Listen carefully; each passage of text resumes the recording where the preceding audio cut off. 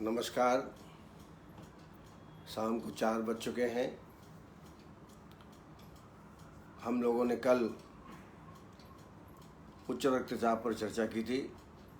कृष्णा सागर जी, उषा ताबानी जी सबसे पहले उपस्थित हुई हैं। मनोरंजन साहू भी उपस्थित हो गए हैं। धीरे धीरे सारे चिकित्सक अपने समय के मुताबिक उपस्थित हो रहे हैं। जैसा कि आपको ज्ञात है, कल उच्च रक्तचाप पर चर्चा की थी। आज हम लोग स्टेरिलिटी, बंधित्व के बारे में चर्चा करेंगे। पहले कुछ प्रश्न आए हैं, उनका समाधान कर लेते हैं। डॉक्टर गौरव कालरा, उनके एक पेशेंट में एक्सेसो लैक्रिमिनेशन होता है after walking on both I. दोनों आँखों से ज़्यादा मात्रा में आंसू निकलते हैं। एलर्जिक कंजंक्टिवाइटिस से पीड़ित हैं वो। सिंस बाई बर्थ शुरू से ही तकलीफ है उनको।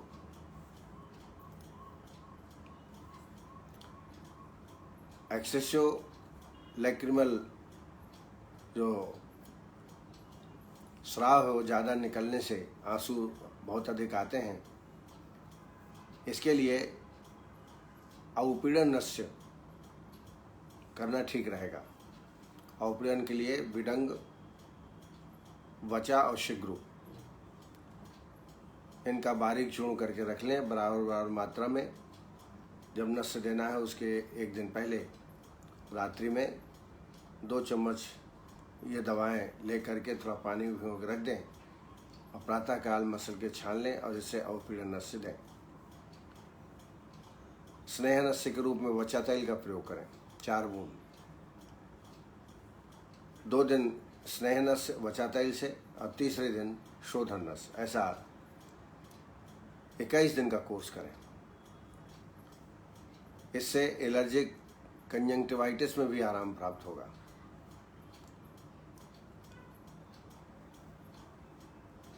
औषधियों में स्वर्ण बसंत मालती रस 125 मिलीग्राम, अभ्रक भस्म 125 मिलीग्राम, त्रिभुवन कीर्ति रस 125 मिलीग्राम सुबह शाम शहद के साथ देवें। एलर्जिक कंजंक्टिवाइटिस के लिए भी और लैक्रिमेशन के लिए भी ये लाभप्रद है।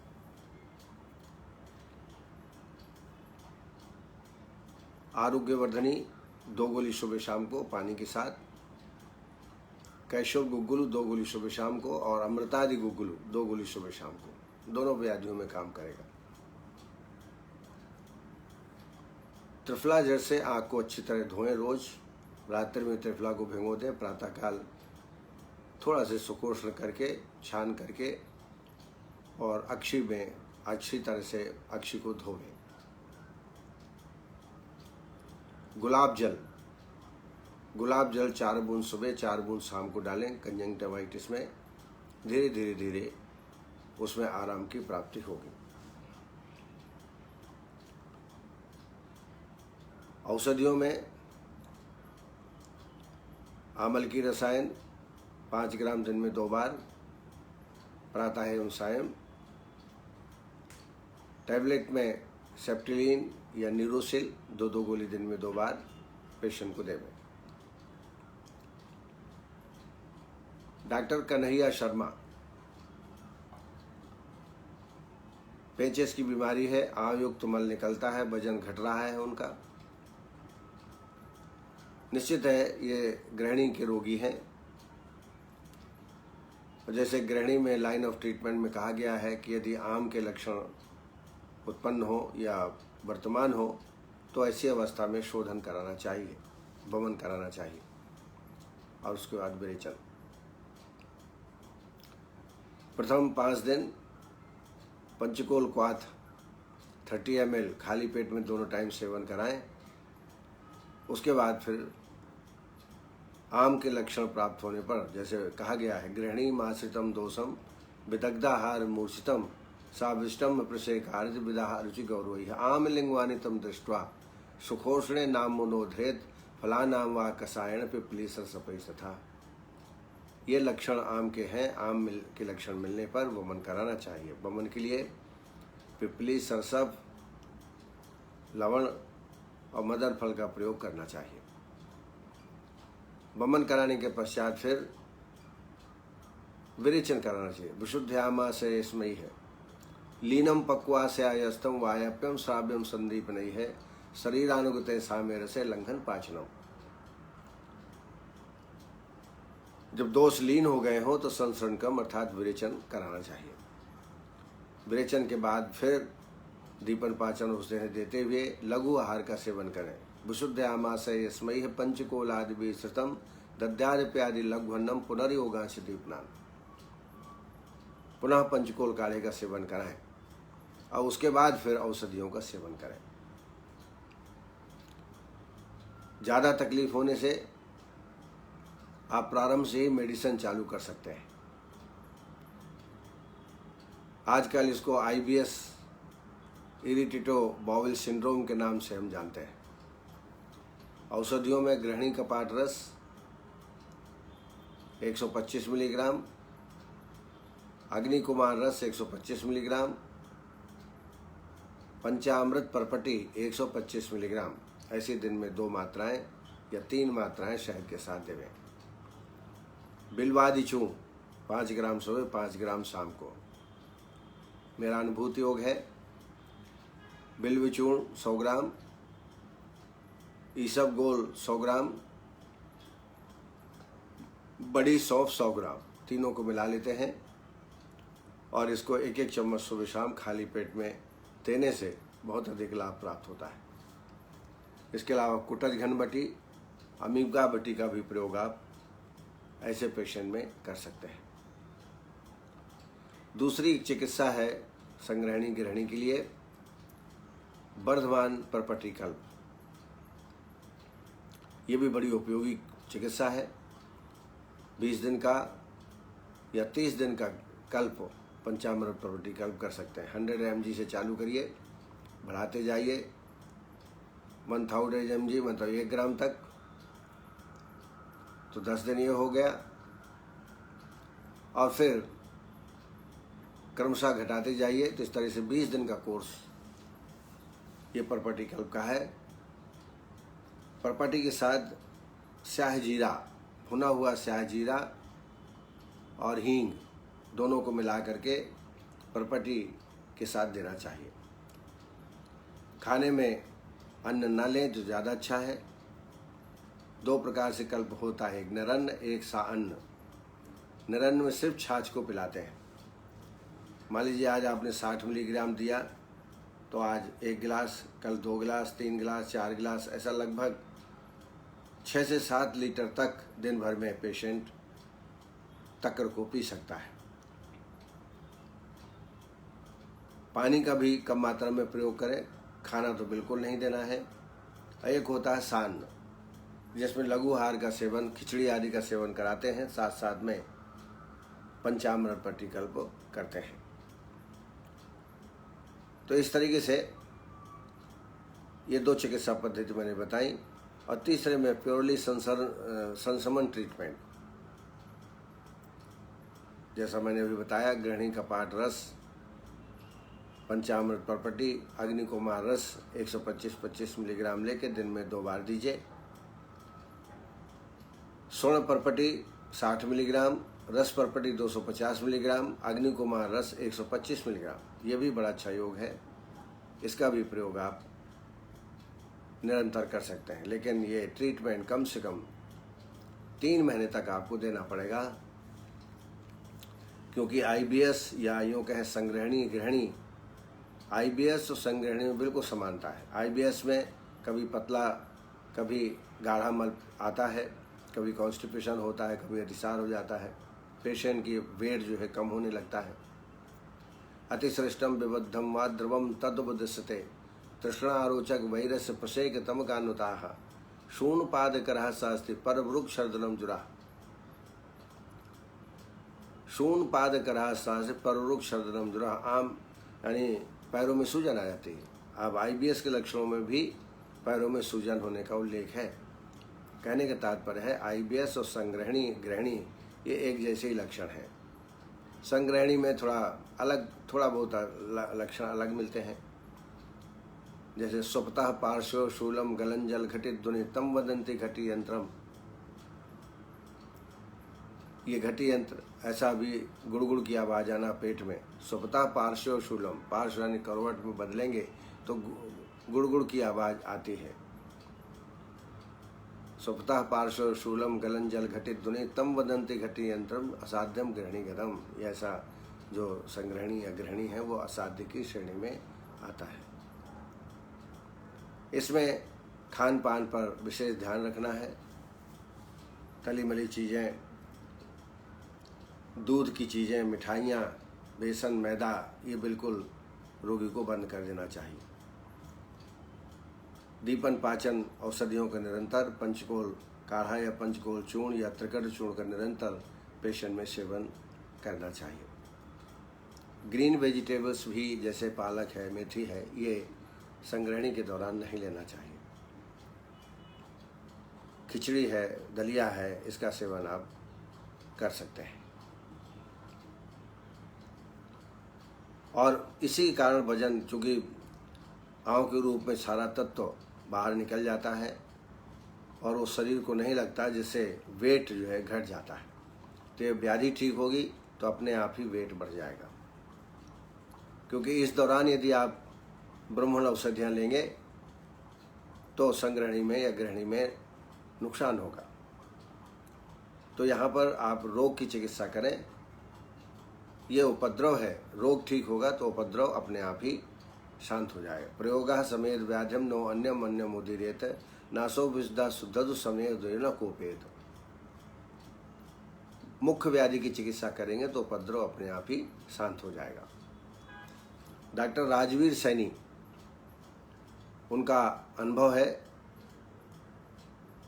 मुझे लगता है ये खालित्य पालित्य इंद्रलुप्त के लिए आप उल्लेख कर रहे हैं कि भल्लातक ऑयल और भल्लातक पाक खाने के लिए हम देते हैं और रोगी को बहुत लाभ प्राप्त होता है। दूसरे लोग भी इसका अनुसरण कर सकते हैं। एक चीज़ मैं इंद्रलुप्त में बताना भूल गया था, वहाँ जलौका से रक्त मोक्षण कराना चाहिए। उससे खालित्य में और इंद्रलुप्त में बहुत ही आराम मिलता है। प्रति दूसरे दिन कम से कम 7 सिटिंग कराइए, इससे नए बाल आना प्रारंभ हो जाते हैं। एक और उनका प्रश्न है कि मैंने बस्ती के अंतर्गत लेखन बस्ती में तुत्थ का उल्लेख किया था, तो उन्होंने पूछा है कि तुत्थ शुद्धित लेना चाहिए शोधन करने के बाद या कच्चा ले सकते हैं। तो कच्चा भी ले सकते हैं, क्योंकि ये जठराग्नि से इसका क्रिया नहीं होना है, ये तो पक्वाशय में जाना है और विद इन 15 मिनट ये वापस भी आ जाता है, इसलिए कोई साइड इफेक्ट इसमें नहीं होता है। लेकिन यदि शोधित तुत्थ है आपके पास तो उसका भी प्रयोग आप कर सकते हैं। लेकिन अगर शुद्ध नहीं है तो भी आप इसका प्रयोग बस्ती में कर सकते हैं। हाँ, खाने के लिए नहीं कर सकते हैं। अगर किसी व्याधि में हम तुत्थ का अभ्यंतर प्रयोग कर रहे हैं तो शोधन किया जाना आवश्यक है, नहीं तो वो नुकसान कर सकता है। Balwinder Singh, prolapse of uterus, uterus का प्रोलैप्स होता है तो क्या ट्रीटमेंट करें? तो पहले तो अपान वायु यदि ऊर्ध्व मार्ग से निकल रही हो तो अधोग करें, कॉन्स्टिपेशन दूर करें,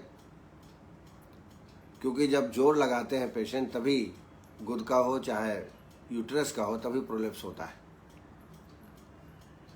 इनका ट्रीटमेंट करते हुए फिर प्रोलैप्स का ट्रीटमेंट करें। इसके लिए उत्तर बस्ती लगाना बहुत अच्छा है। इरमिरादि तैल या चांगेरी घृत या मूसक तैल, चांगेरी घृत, मूसक तैल, चांगेरी घृत मिलता है बाजार में। इसकी 20 ml की मात्रा उत्तर बस्ती के माध्यम से गर्भाशय में देवें इससे प्रोलेप्स में आराम प्राप्त होता है। इसके अलावा मूसक तेल या चांगेरी घृत कॉटन में अच्छी तरह डुबो करके और योनि मार्ग में उसको प्रस्थापित किया जाता है। इससे भी रोगी में आराम मिलता है। काशी शादी तेल यह स्तंभन का काम करता है और प्रोलेप्स को रोकता है। लेकिन मूसक और चांगेरी घृत इसका प्रत्यक्ष मैंने फायदा देखा है। इसका प्रयोग आप ऐसे पेशेंट में कर सकते हैं। डॉक्टर ऋचा सिंह, उन्होंने एक हाइपोथायराइड का पेशेंट है, एलोपैथिक दवाइयाँ ले रहे हैं। वो चाहते हैं कि एलोपैथिक दवाई छोड़ करके आयुर्वेदिक दवाई लेना प्रारंभ करें। तो आप याद रखिए कि कोई भी एलोपैथिक दवा जो लगातार पेशेंट ले रहा हो उसको एकदम से नहीं छुड़ाना चाहिए। स्टेप लेटर मेथड के अनुसार छुड़ाना चाहिए। जैसे एक गोली सुबह शाम ले रहा है पेशेंट, तो पहले एक गोली देवें रोज, फिर एक एक गोली अल्टरनेट देवें, एक एक गोली फिर 3 दिन के अंतर से देवें। ऐसा विधि अपनाते हुए आप 20-25 दिन में आप दवा छुड़ा सकते हैं। लेकिन इसके साथ ही साथ आयुर्वेदिक ट्रीटमेंट आपको यहाँ पर विधिवत करना है। उसके लिए जो मेरा अनुभव है मैं कई बार बता चुका हूँ। एक तो जलकुंभी भस्म या जलकुंभी क्षार, अगर जलकुंभी भस्म लेते हैं तो 1000 की मात्रा में कैप्सूल तैयार कर लीजिए, 2-2 कैप्सूल दिन में 2 बार। और क्षार का प्रयोग करते हैं तो 250 मिलीग्राम से 500 मिलीग्राम क्षार का प्रयोग आप शहद के साथ पेशेंट में कर सकते हैं। इसके अलावा चूँकि हाइपोथायराइड है, यहाँ कफ की वृद्धि ज़्यादा मिलती है, कफ के लक्षण इसमें मिलते हैं, वेट भी बढ़ जाता है। ऐसी अवस्था में यदि आप वमन कराएं और विरेचन कराएं तो ज़्यादा अच्छा। वमन के लिए त्रिफला घृत से आभ्यंतर स्नेहपान कराएं या पंचतिक्त घृत से। सम्यक स्नेह लक्षण प्राप्त होने के बाद 1 दिन स्वेदन करें, फिर वमन करा दें। वमन कैसे तैयार करना है ये मैं कई बार बता चुका हूँ, नहीं तो आप मेरी किताब में भी दे सकते हैं। संसर्जन क्रम कराने के बाद फिर विरेचन कराना है, तो विरेचन के लिए भी आभ्यंतर स्नेहपान देना पड़ेगा। 9वें, 10वें, 11वें दिन आभ्यंतर स्नेहपान, फिर 12वें, 13वें, 14वें दिन वाह्य अभ्यंग और वाह्य स्वेद। और ऐसा आहार विहार देना है जो कफवर्धक या पित्तवर्धक न हो। और 15वें दिन विरेचन, तो वमन के 15वें दिन विरेचन। वमन विरेचन करने के पश्चात फिर इसमें लेखन वस्ती देना चाहिए। लेखन वस्ती के लिए त्रिफला, विडंग, नागरमोथा, गिलोय,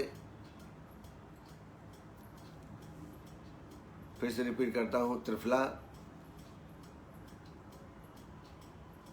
नागरमोथा, गिलोय, सुंठी और विडंग, इनको 40-40 ग्राम लेकर के यौकुट कर लें। इसमें 1200 ml पानी डाल करके 300 ml शेष रहने तक पका लें, छान लें। छानने के बाद इसमें गोमूत्र या गोमूत्र अर्क बड़े आसानी से मिल जाता है, 50 ml, 50 ml शहद, युवक क्षार 10 ग्राम और 5 ग्राम सेंधो डाल करके विधिवत वस्तु। विधिवत जब हम कहते हैं तो माक्षिकम लवणम स्नेहम कलकम क्वाथम इति क्रमात् आवपेत निरूहाणाम संयोजने एष विदुः। तो संयोजन विधि अपनाते हुए वस्ती को क्लासिकल मेथड से बना करके और वस्ती पुटक के माध्यम से वस्ती देंगे तो ज़्यादा अच्छा रहेगा। वस्ती पुटक का प्रयोग करना चाहिए। ऐसे ही लगभग 16 वस्ती देवें। आवश्यकता पड़ने पर सैंधवार्य तेल की अनुवासन वस्ती भी दे सकते हैं। मैं सजेस्ट करूंगा कि पहले एक अनुवासन दे दें और लास्ट में एक अनुवासन दें, और फिर लगातार निरूह वस्ती जो मैंने बताई उसका ही आप प्रयोग करें। इससे 100% हाइपोथायरॉयडिज्म में लाभ प्राप्त होगा। कांचनाद गुगुलू, गोक्षराद गुगुलू, 2-2 गोली दिन में 2 बार, इसका भी प्रयोग आप पेशेंट में करें। और धीरे धीरे एलोपैथिक मेडिसिन को छुड़ा करके अपनी औषधि मिलाएं। रस औषधियों में शिलाज इत्यादि लौह 250 मिलीग्राम, टंकण 250 मिलीग्राम, गिलोय सत्व 250 मिलीग्राम, ये सुबह शाम शहद के साथ पेशेंट का सेवन कराएं और लगातार 2 महीना ट्रीटमेंट दें। 2 महीने में निश्चित रूप से आपको लाभ प्राप्त होगा और आप एलोपैथिक मेडिसिन को छुड़ा सकते हैं। डॉक्टर अनुराधा रेड्डी, उन्होंने क्रॉनिक आम बात के ट्रीटमेंट के बारे में पूछा है। 58 इयर्स का पेशेंट है, 6 साल से तकलीफ है और सारे जॉइंट्स जो हैं वो डिफॉर्मिटी में आ गए हैं, इंक्लोजिंग डेवलप हो गया है। इसमें क्या ट्रीटमेंट करना चाहिए? निश्चित रूप से कठिन साध्य व्याधि है, कृच्छ साध्य व्याधि है। जब एक बार इंक्लोजिंग हो जाती है तो पेशेंट को लगभग 6 माह तक ट्रीटमेंट देना पड़ता है, तब जाके ठीक होता है। सबसे पहले तो आप पेशेंट का विरेचन करा दें। त्रिफला को घृत या मूर्छित तेल से अभ्यंतर स्नेहपान कराने के पश्चात अभ्यंतर स्नेहपान सम्यक स्नेह लक्षण प्राप्त होने तक करें। 3 दिन बाह्य अभ्यंग और बाह्य स्वेदन और फिर विरेचन कल्प दे दें। संसर्जन क्रम कराएं। संसर्जन क्रम कराने के पश्चात फिर पंचकोल क्षारबस्ती,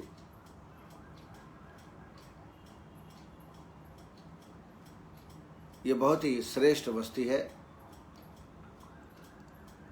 इसका प्रयोग आपको पेशेंट में करना है। पंचकोल क्षार नाम से स्पष्ट है। पंचकोल का काढ़ा लेते हैं और इसमें गोमूत्र, यवक्षार, सेंधा नमक आदि का विधिपूर्वक मिला करके वस्ती दी जाती है। एक वैतरणी वस्ती भी आम बात के लिए श्रेष्ठ है। इसमें गोमूत्र और इमली का गूदा होता है, उसको विधिवत बना करके वस्ती देवें। एरंड मूलादि वस्ती भी आप इसमें पेशेंट में दे सकते हैं और ट्रीटमेंट भी साथ में प्रारंभ कर दें। दूसरी चिकित्सा है, यदि पंचकर्म कराने योग्य पेशेंट न हो तो कल्प विधि मेथड से एरंड तेल का सेवन कराएं। पहले दिन 5 ml, फिर 10 ml, फिर 15, 20 ऐसा बढ़ाते हुए 50 या 100 ml तक ले जा सकते हैं और फिर क्रमशः कम करें। इससे निश्चित रूप से रोगी को बहुत लाभ प्राप्त होता है। खाने में लघु आहार विहार और सर्वांग पत्र पर निश्चित करें। अभ्यंग करने के पश्चात पत्र पर निश्चित करें सर्वांग में। जहाँ जहाँ ज्वाइंट्स में ज़्यादा विकृति है वहाँ थोड़ा ज़्यादा करें। ऐसा लगभग 20 मिनट तक आपको पत्र पर निश्चित करना है। लगातार 20-21 दिन करें, 7 दिन गैप कर लें, फिर से चालू करें। ऐसा पुनः पुनः आप ट्रीटमेंट करेंगे, पुनः पुनः स्वेदन कर्म करेंगे तो निश्चित रूप से डिफॉर्मिटी जाएगी। औषधियों में आम वातारी रस 250 मिलीग्राम, बृहदवा चिंतामणि 60 मिलीग्राम, महावात विध्वंसन 125 मिलीग्राम, ऐसे दिन में 2 मात्रा या 3 मात्रा पेशेंट में दीजिए। इसके अलावा आम बात सिंहनाद गुगुलू और त्रयोदशांग गुगुलू 2-2 गोली दिन में 2 बार पेशेंट को दें। महारासनादि क्वाथ 20 ml और 10 ml इसमें एरंड तेल मिला दें।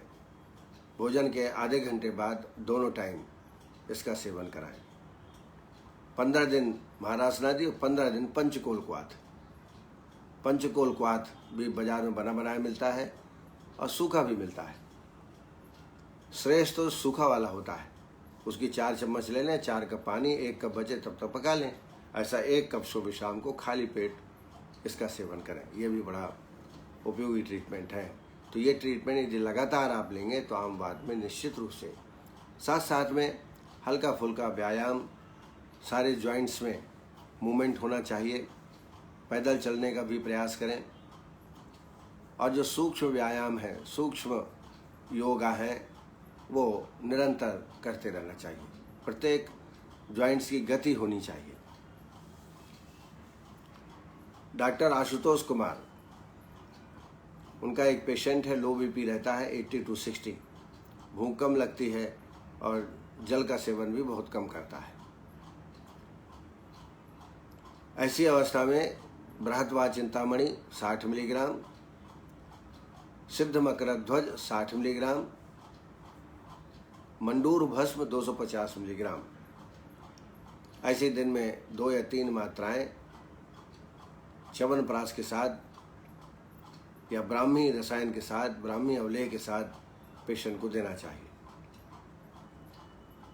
इसके अलावा अश्वगंधारिष्ट 10 मूलारिष्ट 2-2 चम्मच, 4 चम्मच हो गया, 4 चम्मच पानी भोजन के बाद दोनों टाइम देना चाहिए। मुलैठी, शतावरी और अश्वगंधा बराबर मात्रा में चूर्ण तैयार कर लें। 1 चम्मच सुबह शाम को दूध के साथ, दूध में थोड़ा से ग्लूकोज डाल दें और सेवन कराएं। नित्य प्रतिदिन फलों का सेवन, ब्राह्मण आहार विहार का सेवन ऐसे पेशेंट में कराना चाहिए।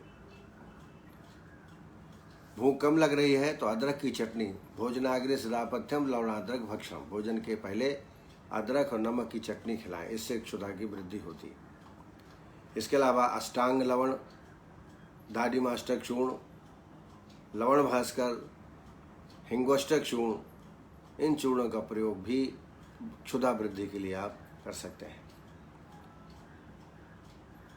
इस तरह से यदि आप ट्रीटमेंट देंगे तो निश्चित रूप से ब्लड प्रेशर पेशेंट का बढ़ेगा।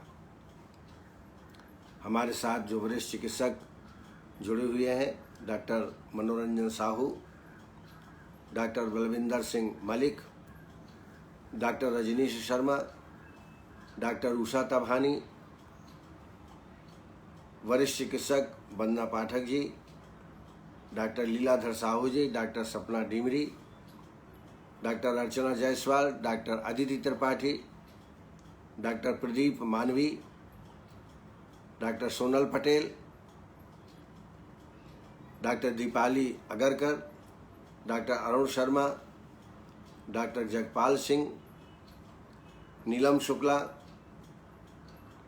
मालती Pande, doctor Ashutosh Kumar, doctor Sanjay, doctor Vikas Chaudhary, doctor Madhav Mishra, doctor Mandeep Shukla, Krishna Sagar, Anand Ayurveda, Ravi Pratap, Ranveer Saini, doctor Hemant काले, डॉक्टर अनुराधा रेड्डी, डॉक्टर सलोनी गुप्ता, डॉक्टर प्रीति भट्ट, डॉक्टर संजय जी, डॉक्टर सलोनी गुप्ता जी, डॉक्टर संध्या पांडे, डॉक्टर वंदना पाठक, डॉक्टर दीप्ति आगरकर, उमेश घोटके जी, डॉक्टर मनदीप कौर, सत्येंद्र पाल सिंह, मालती पांडे जी, वैद्य आरवी प्रजापति, डॉक्टर हेमंत काले, रवि प्रताप सिंह और Shilpa पालस्कर।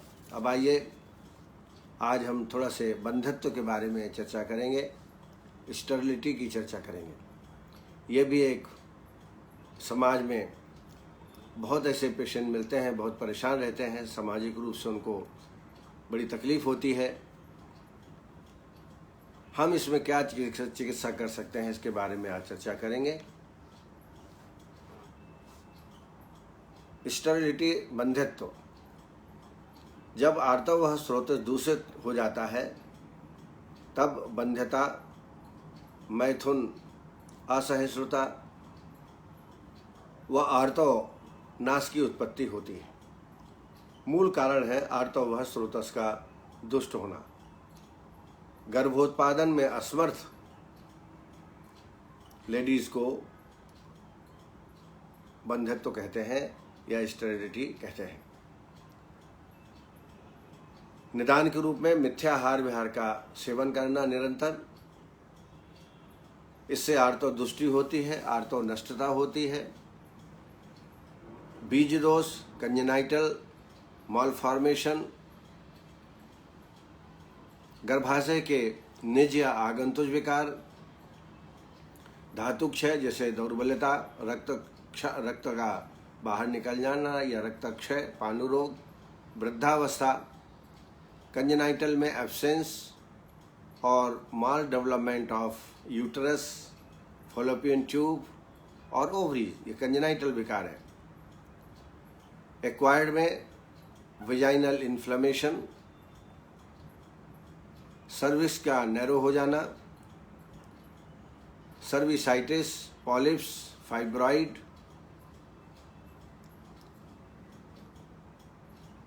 इंडोमेट्रियाटिस, neoplasm, psychological emotional disturbance, hormonal disturbance, इन कारणों से बंधत्व की उत्पत्ति होती है।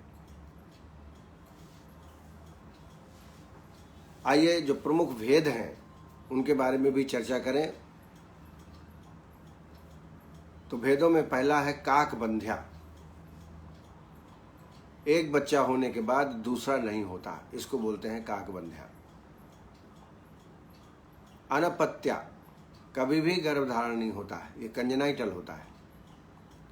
तीसरा है गर्भस्रावी, गर्भधारण तो होता है परंतु 3-4 महीने में ही गर्भ का स्राव हो जाता है।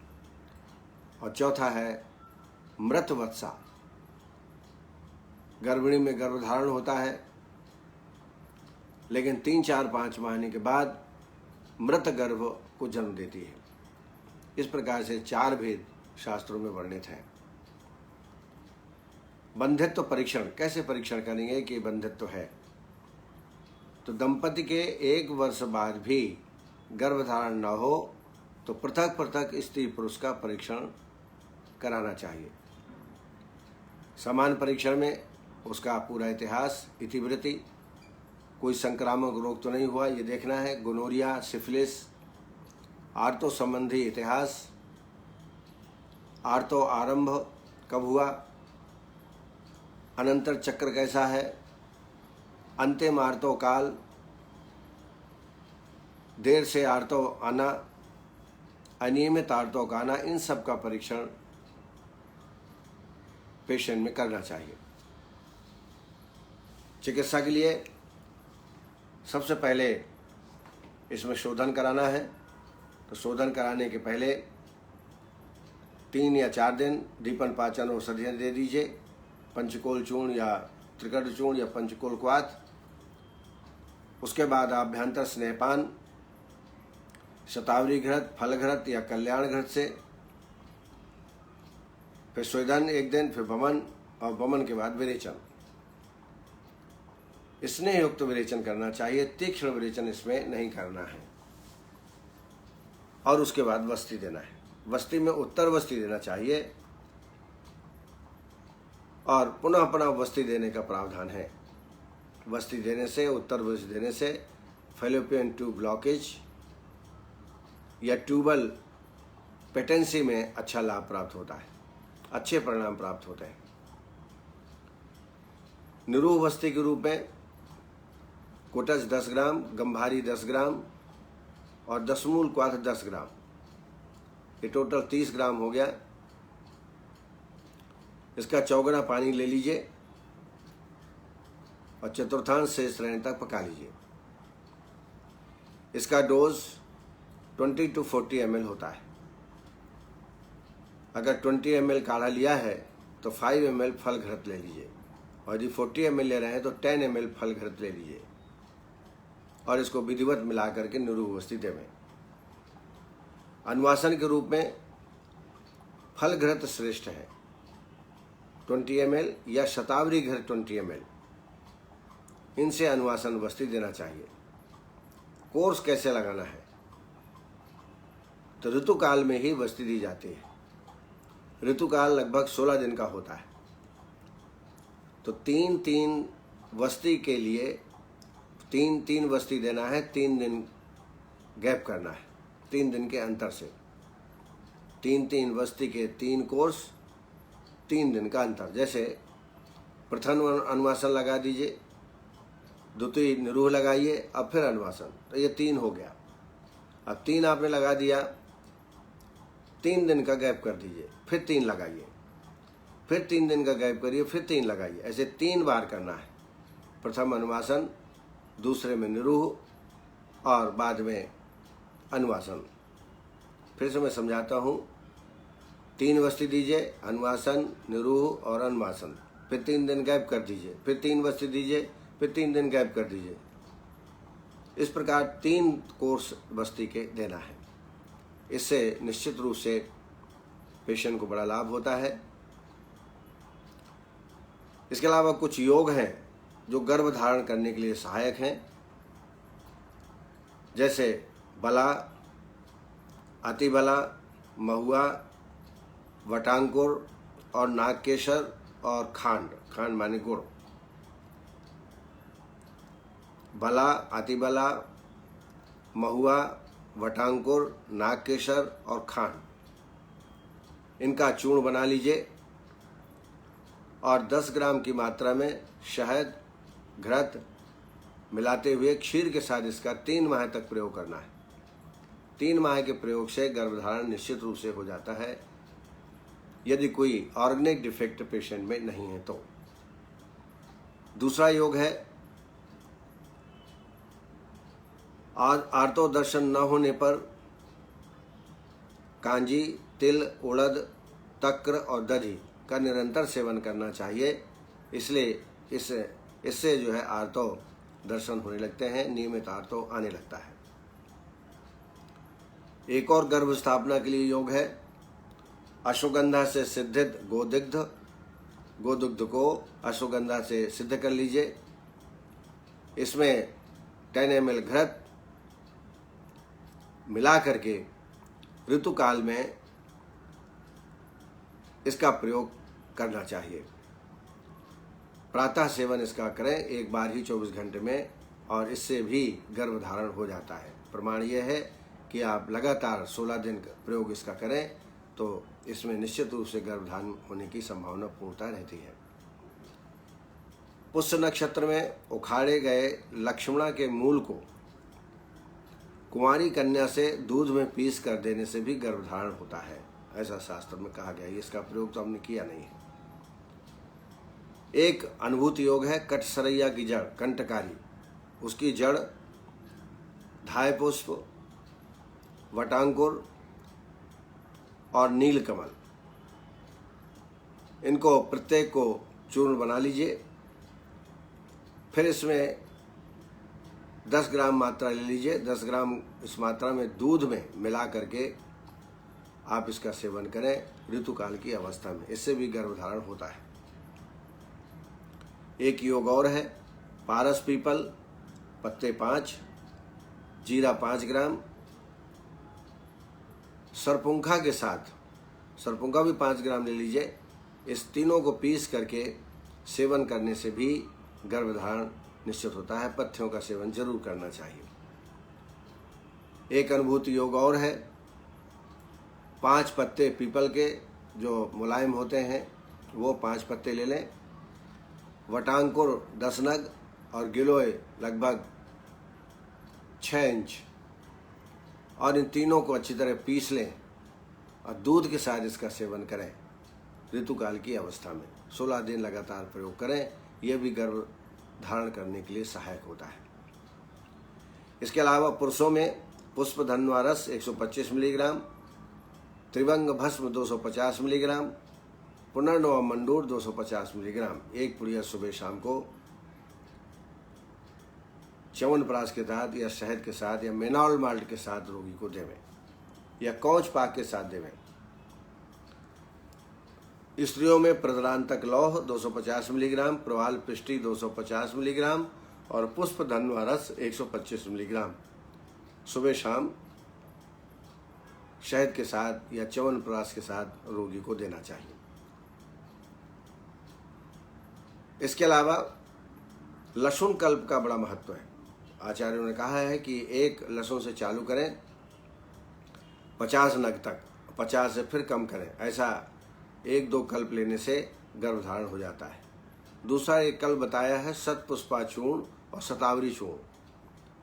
शतपुष्पा चूर्ण 2.5 ग्राम, शतावरी चूर्ण 2.5 ग्राम, टोटल 5 ग्राम हो गया। पहले दिन ये 5 ग्राम दीजिए, फिर 10 ग्राम, 15 ग्राम, 20 ग्राम, ऐसा 5-5 ग्राम बढ़ाते जाइए। और उसी के हिसाब से दुग्ध भी बढ़ाते जाइए। दूध के रूप में फल घृत थोड़ा मिला दीजिए दूध में और इसका प्रयोग करें।